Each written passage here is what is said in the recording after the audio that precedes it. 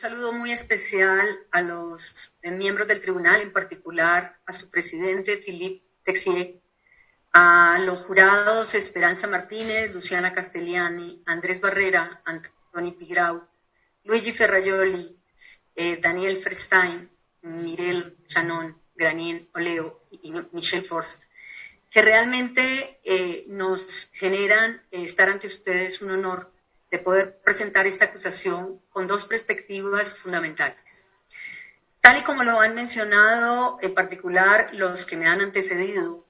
esta Fiscalía solicita a ustedes la admisión de los casos que ha mencionado el fiscal que me antecedió, pero sobre todo insistiendo en la necesidad de comprender que la competencia que ustedes tienen asignada por pertenecer al Tribunal de los Pueblos nos da precisamente la garantía de imparcialidad y objetividad con que se analice el hecho que se ha denominado genocidio político y que en toda su extensión se genera como un delito de aquellos denominados delitos internacionales, aquellos delitos que son de la conciencia del mundo y que sobre esa base generan efectivamente la traducción de un bien jurídico internacional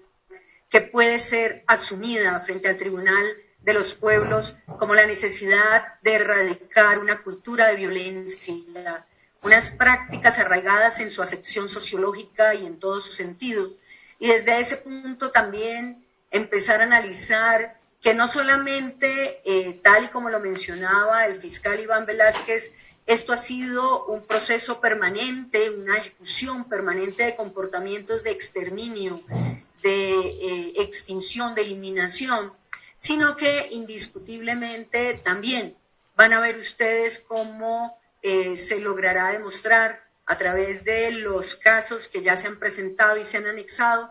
y se practicarán dentro del recorrido de este tribunal una política también de impunidad gobernada como un elemento de política continua de un Estado que encubre y de un Estado que definitivamente no hace nada por investigar los hechos tal y como se debe referir en manera internacional a la necesidad de una investigación exhaustiva, una investigación profunda sobre las causas, sobre los elementos, sobre los patrones, sobre los fenómenos sociales que llevan inclusive a considerar que desde este punto de vista se ha extinguido parte de la identidad colombiana. Desde ese concepto diríamos nosotros que vamos a aceptar para punto de partida y solicitar la admisión, en este caso concreto, la misma definición que el Tribunal de los Pueblos ha generado frente al delito de genocidio.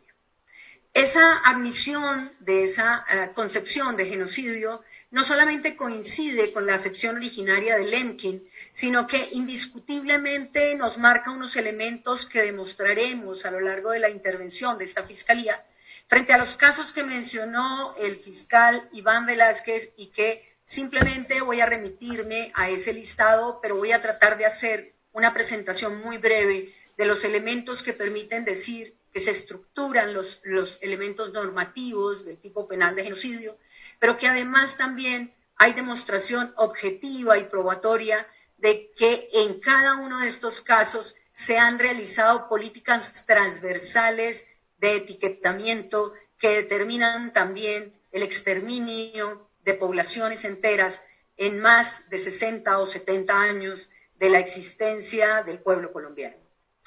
Diríamos entonces que en ese contexto, y haciendo referencia en concreto a algunos pequeños ejemplos de estos casos que han sido mencionados en su amplitud por el padre Javier, por el fiscal Iván y por los que me antecedieron también, por la doctora Adriana, indiscutiblemente vamos a poder decir que el caso de las bananeras tiene un elemento sustancial de inicio frente a su fecha de comienzo en 1928, en donde podemos identificar elementos de conocimiento previo,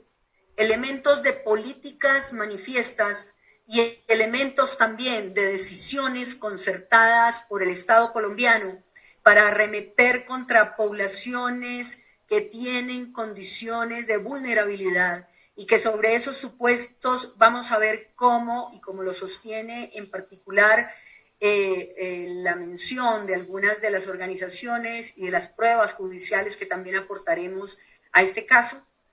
hay un apoyo tácito del gobierno central y respaldado por el Ministerio de Guerra, que se convirtió en el principal aliado de la campaña, que ofrecía continuos homenajes y fiestas a los jefes militares y que posteriormente llevaron a una de las primeras masacres que son recordadas históricamente en Colombia.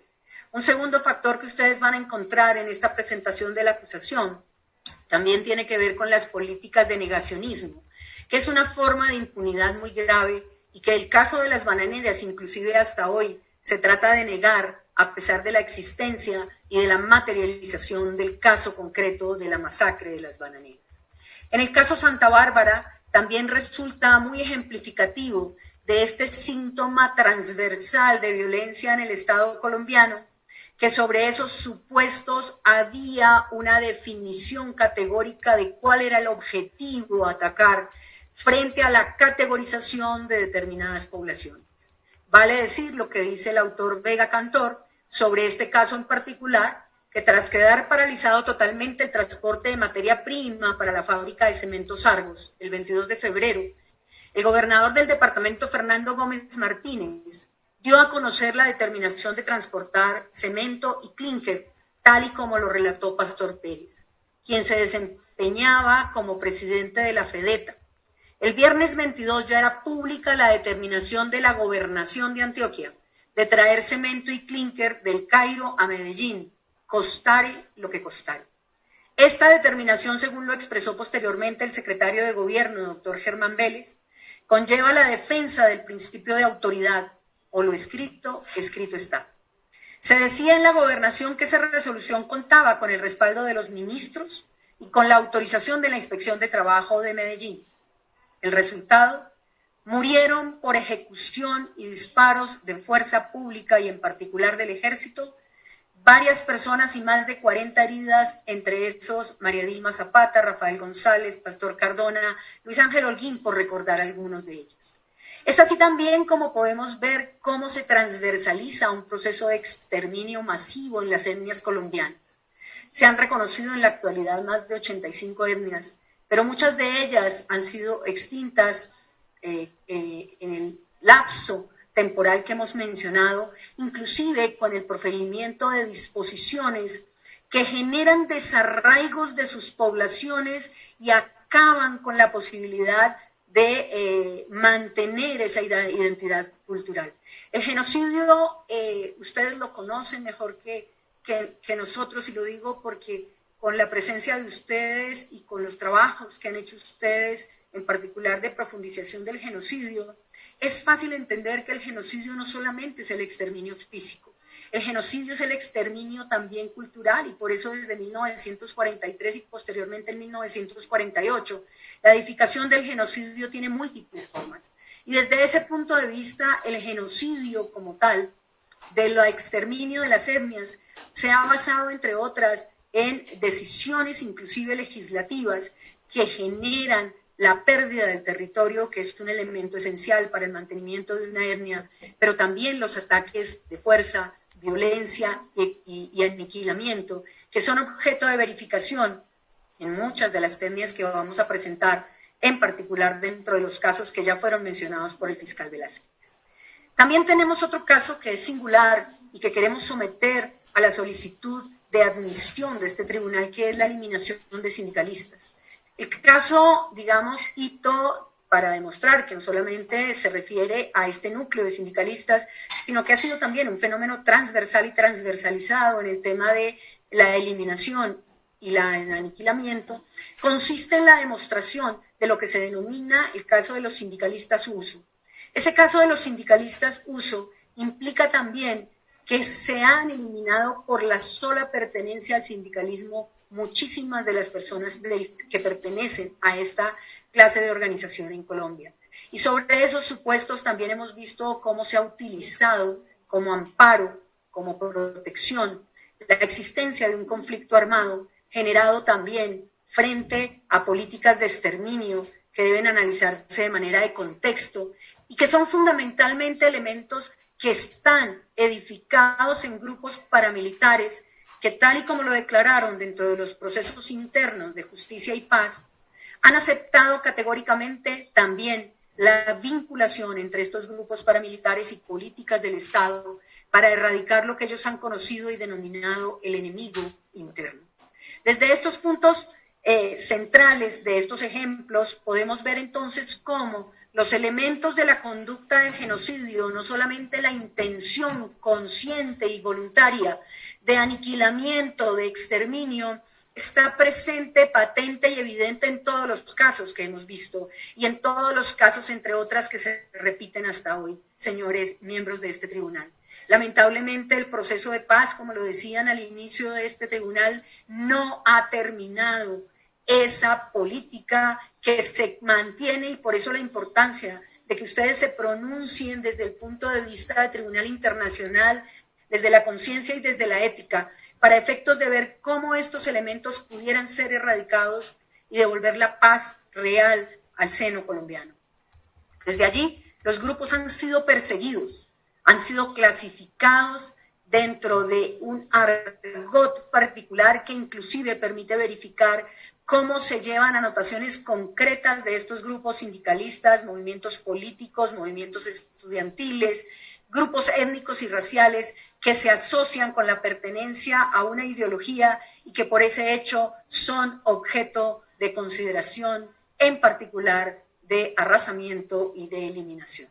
Es fundamental ver que en esta línea de tiempo el factor fundamental de persecución lo ha generado quizás, y aquí tomo las palabras del Sindicato Central Obrero, que me parecen muy ejemplificativas para esta solicitud de admisión, en donde emitió un comunicado donde señalaba que en estos momentos de expectación y de tristeza, cuando de manera oficial se declara la existencia del anarquismo y del bolcheviquismo para destruir la organización obrera, cuyo desarrollo es incontenible, precisa hacer conocer del público las bases de dicha organización, su objetivo y los hechos que la historia deberá recoger con imparcialidades y sin exactitudes.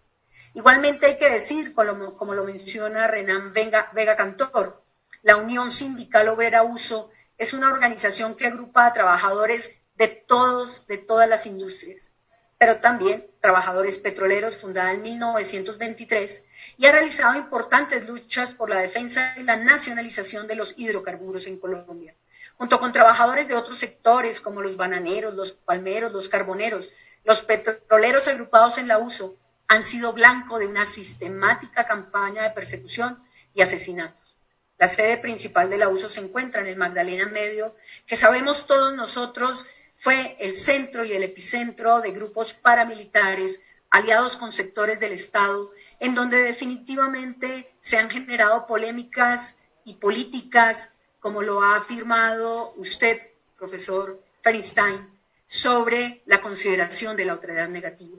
Allí es fundamental, pero también principal, entender que en esta solicitud de admisión no solamente es una política transitoria, sino que ha sido una política permanente. No hay duda que el exterminio de los grupos gaitanistas y de otros grupos políticos también está atravesada por una constante que podemos resumir de manera muy clara en elementos categóricos que ya mencionó el padre Javier, pero que indiscutiblemente son la característica esencial que resume Gloria Gaitán, hija del líder gaitanista Jorge Eliezer Gaitán. Esto no es ni siquiera un tema de discusión de la forma como se persiguió y se erradicó y eliminó el partido gaitanista, sino también a su máximo exponente de las ideas contrarias a una política hegemónica. Y sobre esos supuestos también cómo desde ese punto de vista no ha habido investigación ni juzgamiento de manera exhaustiva sobre hechos que acarrean el exterminio y la eliminación de parte de la población colombiana y de la identidad colombiana. Porque creo yo que la identidad y el exterminio de la identidad no solamente se refiere a la etnia, sino también se refiere en particular a la raza. Y desde ese punto de vista la denominación de genocidio es un elemento con natural a esta clase de erradicación frente no solo a la vida, sino a la cultura misma. Desde ese punto de vista, en este caso en particular, fijémonos cómo en el caso de Gaitán, él denuncia con antelación en lo que se denominó la oración de la paz, que el gobierno estaba haciendo actividades de derramamiento de sangre contra sus partidarios. Y desde ese punto de vista también, en la Marcha de la Paz,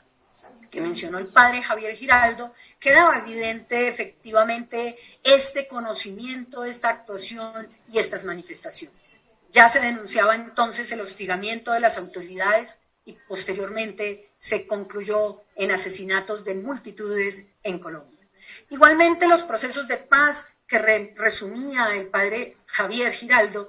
nos lleva también a entender que los fenómenos sociales que llevaron a aceptar los diferentes procesos de paz han culminado con el exterminio de todas las personas que han entregado las armas y de las personas que de una u otra manera han querido optar por otra vía.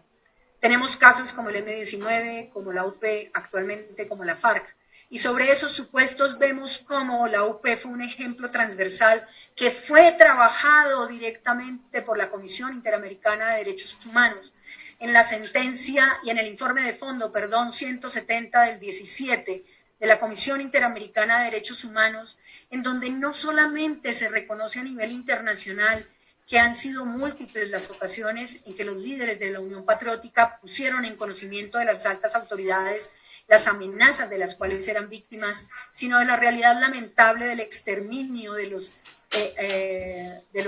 líderes y de las personas que pertenecían a la Unión Patriótica. Ya mencionó varios nombres el padre Javier Giraldo, voy a omitirlos no porque no resulte fundamental, sino porque ya fueron dados y para ahorrar efectivamente en la necesidad de incidir en cuáles son los elementos de esta acusación.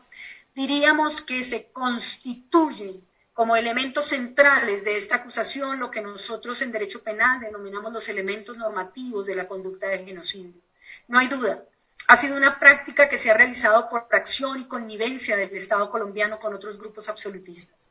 Política que fue conocida por el Estado y que a pesar de ello los integrantes fueron aniquilados uno a uno. En todos estos casos se ha ocultado, por tanto, a los victimarios totales y reales. Se ha generado protección a ciertos niveles y también se ha seguido en impunidad respecto de los crímenes que son indiscutiblemente, como un gran grueso, delitos internacionales y delitos que podrían enmarcarse en una sola denominación, delitos de lesa majestad, de lesa humanidad, pero que a la vez también constituyen el delito de genocidio político, que ni siquiera han sido considerados por el Estado para su investigación, que también este Tribunal de los Pueblos en la sentencia de 1991 analizó algunos de estos fenómenos y los concluyó categóricamente como elementos esenciales demostrados por las pruebas que se llevaron en ese momento ante el tribunal.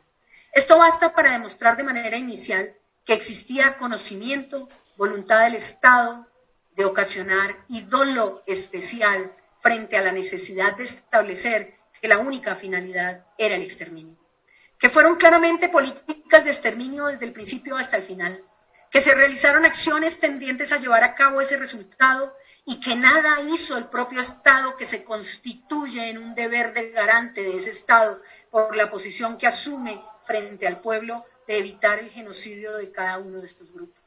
Si bien es cierto, se han profesado sentencias judiciales contra algunos miembros de los paramilitares, como es el caso de denominado HH, Velosa García,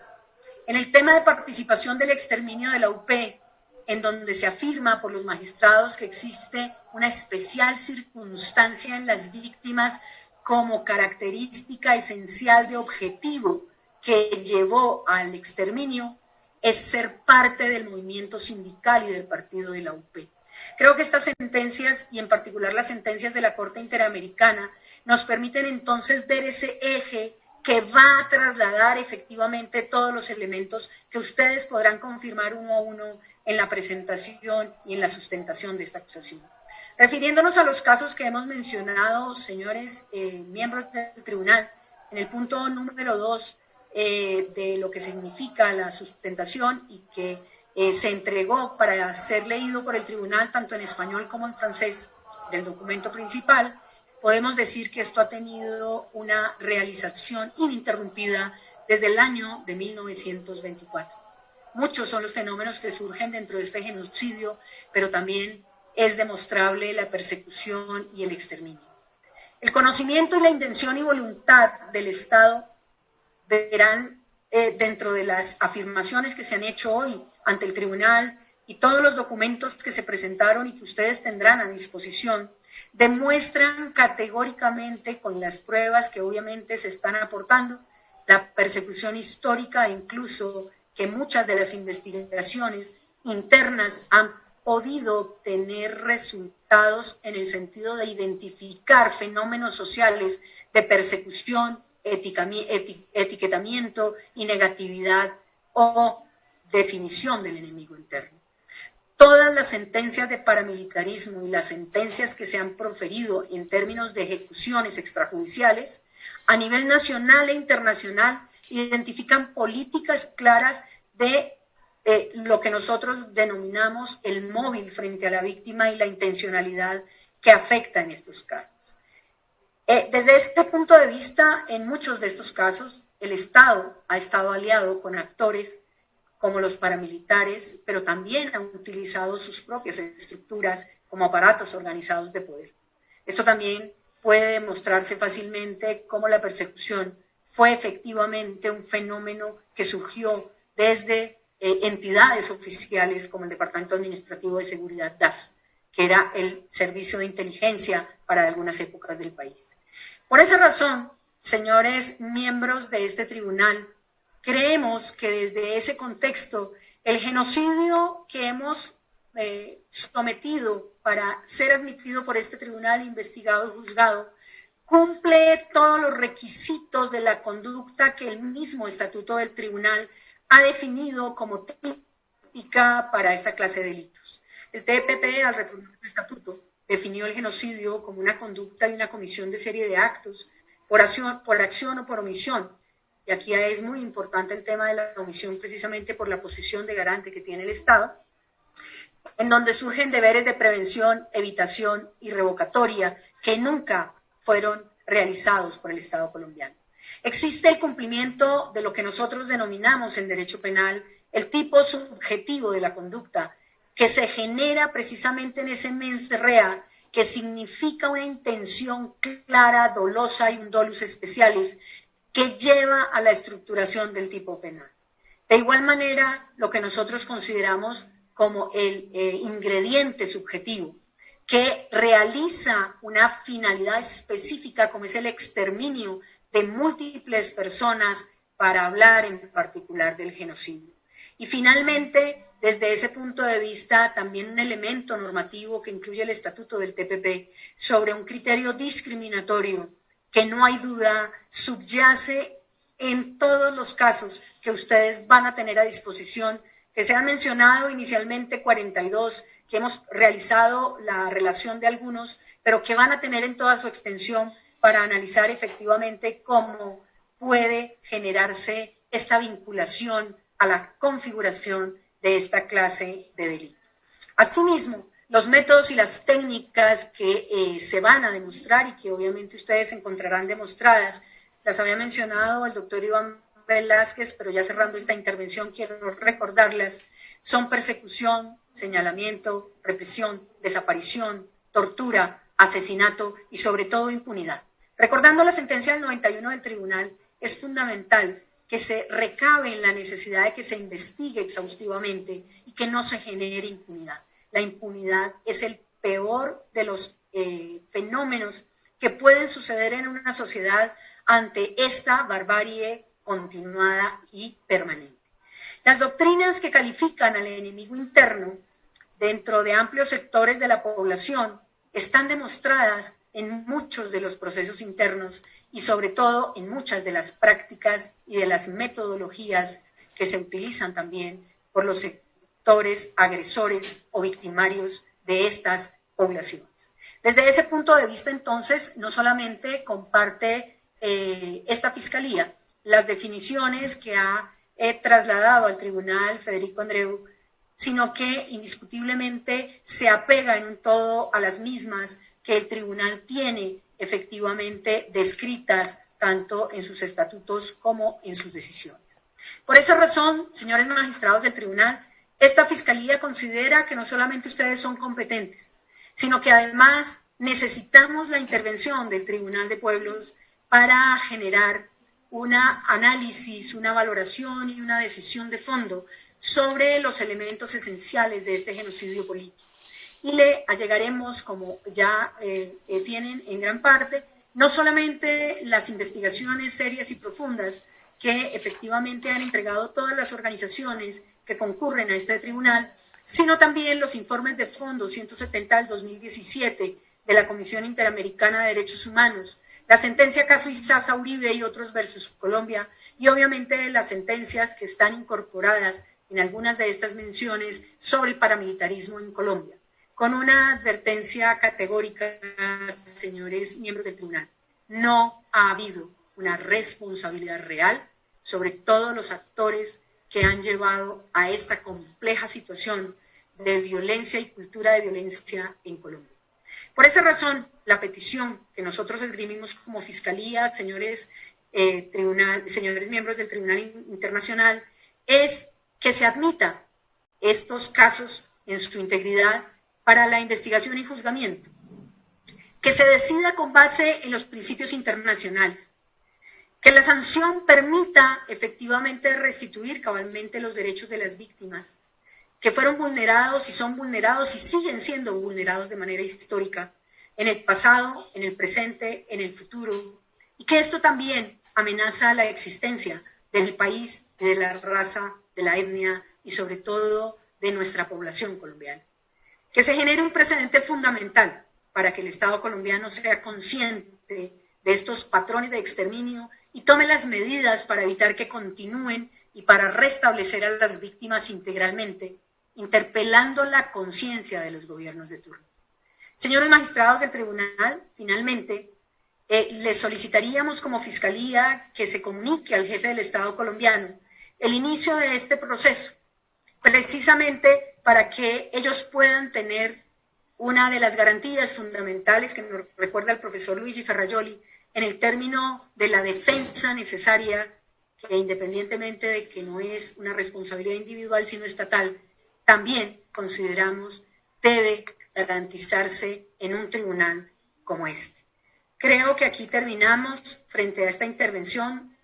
señores